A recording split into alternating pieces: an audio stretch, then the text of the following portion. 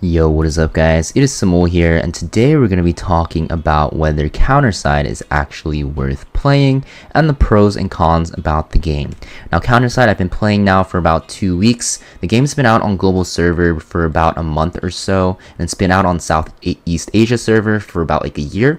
And the game, you guys might have already played it or heard a lot about it, but I'm going to tell you guys my personal experience with playing the game on the global server and whether I think it's, good or even worth playing. So Counterside is a 2D side-scrolling gacha game, much like other gacha games, but the combat system is very unique, as you can see on your screen here. You're basically deploying units, using kind of like a card-based system, using a resource called, deployment energy, and you're basically just having to summon units while you're fighting. It's a lot more real-time, a lot more active than the typical gacha game, and you're going to find that, and this is a good and bad thing because you kind of have to be more skilled, which is a good and bad thing because, you have to actually, know what you're doing most of the time.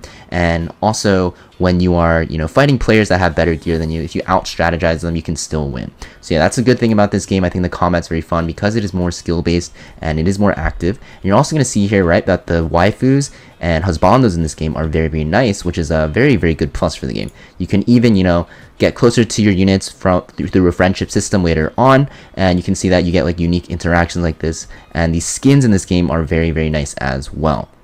So yeah, let's talk about the pros right now. So yeah, the artwork's very, very nice, guys, like I said, and the graphics are very cool.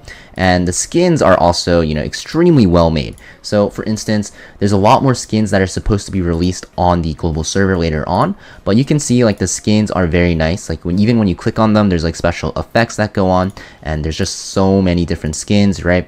You guys might like a lot of them. I know for sure that it's really tempting to buy some of these, right? So yeah, the skins are very well made, and you'll see, some of them are very kind of lewd, but maybe that's what you're into, and if that's the case, then you might like the skins in this game. So yeah, the artwork and graphics are very nice. Even the fighting animations, you'll see some of the skins do some work, so it's a very nice skin based game, I guess. So yeah, that being said, very, very nice graphic wise, but there's also a lot of quality of life changes. So for example, right, if you go into like your gear system, like this is a very, or even your unit system, this is a very basic one. You can actually just multi-lock everything, right? They have a lot of the QL, set up for you, so you don't have to do anything. Even if you want to expand your space in your inventories, you're able to do it for free instead of spending a lot of your resources over time. You can just watch a really short ad, and you can expand your inventory, your basically your inventory, right? So very, very nice QL change. Nothing like that in Epic 7 yet, unfortunately. So a lot of QL changes, and the biggest one is going to be that when you go into battle here, if you've already beaten the stage and actually you 3-starred the stage or 3-medaled it, what you can actually do is, I'll show you, you can actually do something called skip battle. Now what skip battle is if you beat the stage, you can actually do what is called a skip battle, which you can actually just click this button at the top right here if you've beaten it and 3-starred it, like I said, and you can skip battle it as many times as you want, meaning in a matter of seconds you get all the resources that you would have looted if you've beaten this 4 times, as we see here, because it's 4 total skips. And the best part is once you do this, you can actually bring a low level team and skip battle with that team, right? Even if the team is all level 1, you can skip battle a very hard stage. You can basically power level your units this way. It's a very easy way to do it. So you're gonna see I just beat 4 rounds of this stage, and it takes all my energy that it costs for 4 completions, and I get all the loot for it as well. So it's very, very nice change. There's nothing like this in Epic 7 or other gacha games. Actually, there is. Some games have like offline battle, and some games have skip battle as well. But Counterside does have skip battle, so it makes dumping your energy or your Eternum into this game very, very quick, especially if you're short on time, and very nice as well. Now keep in mind, you can't do this for everything, but if you do beat a stage and 3-star medal it, then you'll be able to do it. So for example, like this one here, I'm clicking the level 80 special criminal apprehension part 4. I can't do it because I did not 3-medal it yet, which I should probably do in the near future. So yeah, that's a very nice QL change as well. Makes farming very easy, and yeah, pretty cool. So yeah, the unique combat system in this game I really like as well, and being able to skip battle is just a very nice addition to farming. Another great thing about this game is this game is very free to play friendly. And what I mean by that is that it is easy to actually farm these resources you need to pull. So there's something called these classified employment contracts, which you can buy as a free-to-play player over time. You can refresh the store 5 times a day and get a chance at it, and regular employment contracts, which you get a lot of just by playing the game. And you're going to see the rates in this game are pretty pretty decent actually. You're gonna see for this banner, right? This is a banner for Serapel. You can see it's a 3.5% chance for an SSR, which is the equivalent of a 5-star unit. So it's a very, very high chance to get an SSR. The bad thing though is that you have a really huge chance to get a unit that you don't want. So it's technically only 1% for the unit that you want, and you have like, you know, a 2.5% chance for a unit you don't want, which is very bad later into the game as you get more units. But early on it might not be as bad because you might get lucky and snipe an even better unit, right? For example, a very good unit is over here, Yang Harim. He is, or she is, the best supporter in the game, one of the best PvE units in the game, very similar to Tamarin for Epic 7, and you guys can get lucky and pull her off this banner, which I ended up doing, and it was a very nice bonus. But yeah, the rates are very high. Just keep in mind that you might actually end up pulling a unit that you don't want. But yeah, very free to play, friendly for regular banners. And for the ML equivalents or Moonlight equivalents of this game in Awaken units, you can pull these about once every 2 to 3 months, I'd say. Probably 3 months, right? You can pity one, so it's very nice. And these will always carry over the pities. So yes, there is a pity system. You'll see the insurance recruitment for the classified recruitments here. These will carry over. For normal recruitments, guys, like regular banners in Epic 7, these will not carry over. So keep in mind, one bad thing is that these will not carry over into the next banner, but the awakened units will. So keep that in mind. So it's very, very nice and free to play friendly. You'll be able to pull a lot of the units.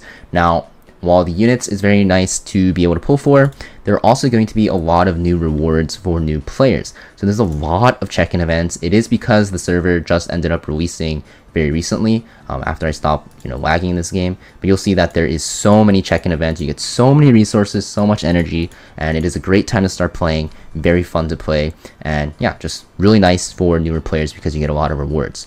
So yeah, that being said, for new players, it's very nice. And it's also very cool because, if you're still unsure if you want to play the game or not, and you're not sure if you want to fully commit, this is a great side game to play because of the mentioned skip battle feature. You can just dump your energy, you don't have to actively grind in this game like some other gacha games. Epic 7, right?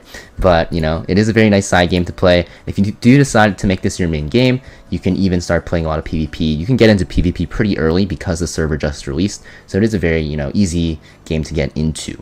So yeah, PvP. That being said, PvP, guys, it is called Gauntlet in this game, and you'll see it's right here. And Gauntlet is going to be very nice because Gauntlet is going to be all auto for regular arena or regular Gauntlet. Now, ranked Gauntlet, there is real-time Gauntlet or arena battles, but for regular arena, like arena defense, right, arena offense, everything is auto only, and that means that defense teams have more of a shot of winning. It's not like completely offense sided, so it's a lot more balanced in that sense. So you can't really do anything to make your offense team better except counter the units that they have. So yeah, and they also hide some of the units that the defense team has, so you guys can't just fully counter their team. So it's a very, very nice addition to the PvP in this game. It's a lot more balanced, right? So yeah, pretty cool. Another pro I'm going to talk about is the gearing. So for early and mid game, gear is not that important, guys.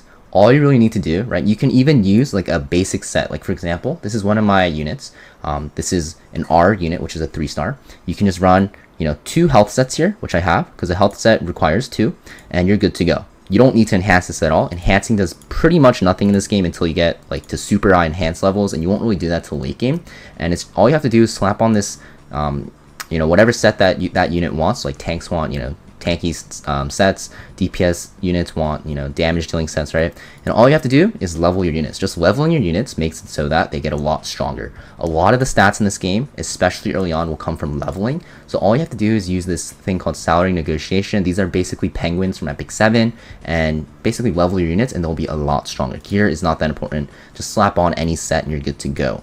Also, you can just skill enhance your units as well for free in this game. There is no time-gated resource like Molagora or Devilmon in this game, so it's really easy to skill enhance your units. You just have to farm these resources, which is very easy to do. You just have to skip battle a stage and farm it in like 2 seconds, right? So pretty easy to farm for as well. So you don't have to worry about this too much. You'll see like I'm just enhancing this right now because I might as well, because I use this unit sometimes, and you can see that this is farmable from so many areas of content, right? These are all able to be farmed. You can buy them with Gauntlet points, which is like arena points, right? You can farm them in supply operations here, get them from a lot of stuff. You can craft them as well. So these are really easy to get, so that's a really nice bonus. Enhancing your units in this game is very, very easy on early in the mid game, but later on it does get a little bit harder, but just keep in mind, as a newer player, you won't struggle with that at all. Your units will be very, very strong as long as you keep them leveled and actually farm these resources, which is, like I said, very, very easy to do. So you can see this is pretty free to play friendly, guys. There's a lot of things to do in this game as well. There's a lot of areas of content. If I go back to operation here, which is like, you know, battle button, there's so many areas of content that you can farm in. You might, like for me, I got overwhelmed at the start, but once you know what everything is, you'll realize that, you know, there's just so much stuff you can farm. There's always stuff to do as long as you have energy. That's a very, very good thing about this game. Now let's talk about the cons about this game. You know, not every single game is perfect, and this game definitely still has some cons. So gearing, right? I said gearing's nice for early mid game, but gearing gets very painful in the late game. You're gonna see. I still think it's better than Epic 7 though. Epic 7 is like, you just can't compare. Epic 7 is literally hell when it comes to gearing. But for this game, it's still, you know, pretty bad. What you actually have to do later on is you have to do something called gear tuning. It's not enhancing that's bad, it's gear tuning. Now you get to see that there's only 2 substats in this game, so it's actually really easy to get the ones you want. So you can also do something called, what's it called?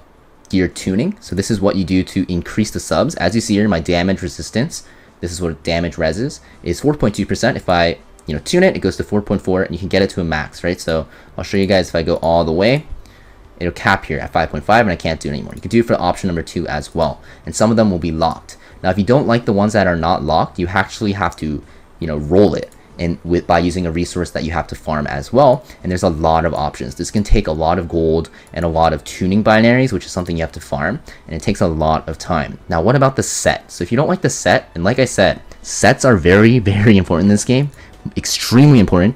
You have to use a set binary. Now, these are a lot harder to farm, as you'll see. They're all from a shop or from events. So for free-to-play players, guys, you have to save these like you save Molagora, basically. So there is kind of like a Molagora thing in this game, right, in set binaries.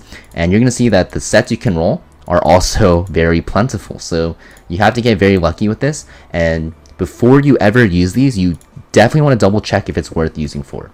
For example, right, this is something called basically an exclusive equipment, guys.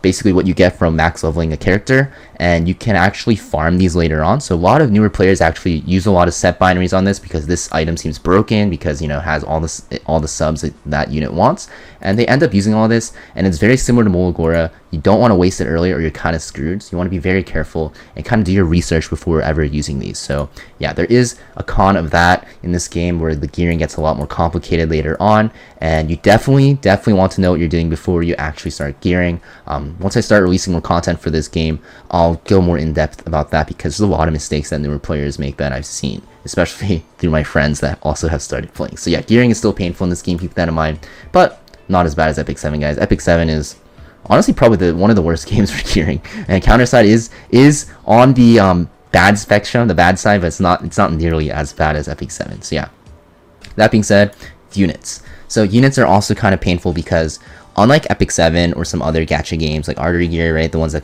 come out recently, there are not a lot of great 3-star or R-class units. Now, there's some that are okay and some that are actually very good, but the majority of them are terrible. And I guess that's true for Epic 7 as well, but Epic 7 has so many R rank or 3-star units that there's actually a lot of them that are usable. In this game, there's not that many. A lot of them are going to be 5-star or even 4-star. So you're going to see that there's not a lot. So you actually have to kind of, you know, get through the early game painfully with some units that you might not end up using later on.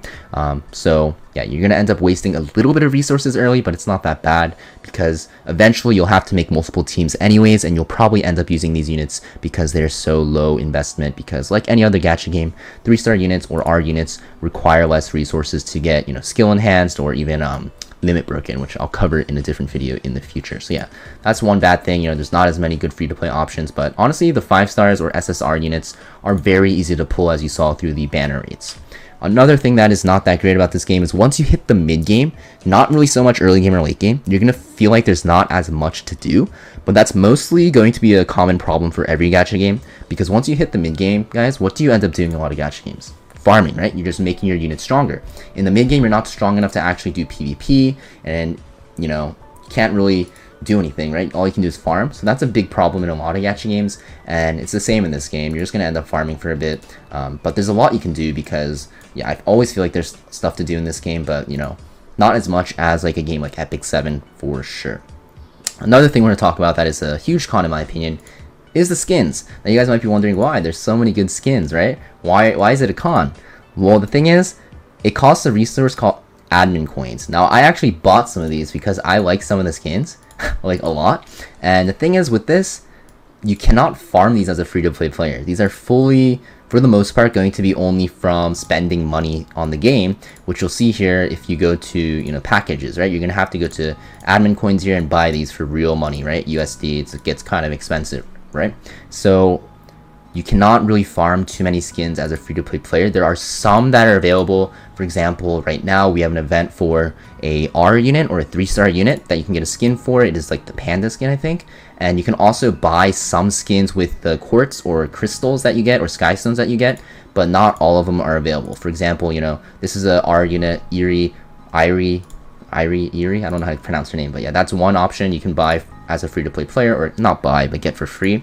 And some of them you'll see, if you go all the way to the right here, there's some that are available for crystals here, which is technically available to you as a free-to-play player, but you know, it feels kind of bad because you can really see that the skin quality kind of drops for a lot of these, but some of them are very nice still, you know. So yeah, like, you know, I kind of like this one, like, yeah. But yeah, anyways, some of them are nice. So yeah, all the skins are not available as a free-to-play player, which is kind of bad, but yeah, skins are purely cosmetic. There's no benefit, it just looks nice, so you know, there's nothing too much about that.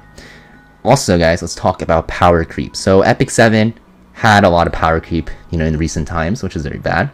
Counterside is not that different. A lot of the newer units that come out, especially the Awakened ones, are always going to be one of the best units in the current meta.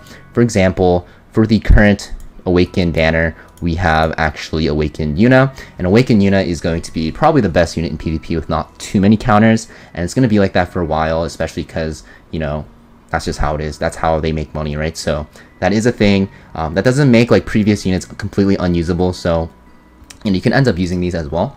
And also, you know, what you can end up doing later on, once you get into ranked PvP, this is like World Arena or RTA, you're going to see that you can actually ban units. So you can vote to ban units, and it's really nice. Like I can, you know, select whatever unit I hate. Like I don't have this unit. Like let's say I don't have Yuna, which I don't have. I hate this unit. Let's ban her, guys. And you just basically vote for it. Same with ships, which is kind of like a unit. We'll talk about that later. But basically, you can ban ships as well. And you know, the next week they just pull the votes, and then you get to see.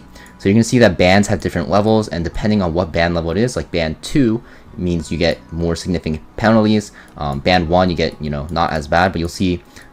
For a ban unit, the deployment cost increases 1 per ban level. So Xiaowen is usually 4, but now she's actually 6 cost. So yeah, bans get really annoying, especially if you have a lot of these units. But it is a way to counter units that you don't have, and you can see a lot of the OP units get banned anyways. So yeah, power creep can get, you know, countered in this game. So you know, it is okay, but it is still a thing in this game.